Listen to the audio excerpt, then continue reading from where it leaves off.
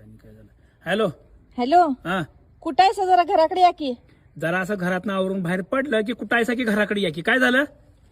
अहो जर ते गाडा बघितलाय हा, त्याला जरा वेल्डिंग करायचंय. तुमचं कोण मित्र आहे काय वेल्डिंग करणारा? माझी मित्र ढीग आहेत, सगळ्या क्षेत्रात माझी मित्र आहेत. खरं मी काय म्हणालोय, आता वेल्डिंग करायला काय झालंय?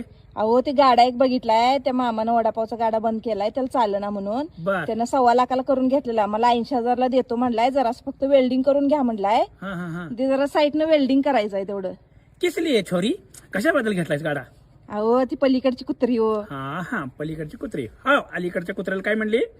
अहो तुम्हाला नाही काय म्हणली, हा ते 2 दिवस जरा शाळेत स्टॉल चालू आहेत. हा मग ती किल्या 25 बरोबर पावाचं पावभाजी हा, आणि 25 वर पाव दिल्या. आणि बर. ती किटलीतनं- शाळेत गॅदरिंग ती चालू आहे ते. हा तिथं दिल्या स्टॉल लावायला पोरग्याला. हा, आणि सकाळी शाळेत सोडायला जाताना माझ्याकडे बघून हसली. मग आई गाठली. हा, काय झालं मग?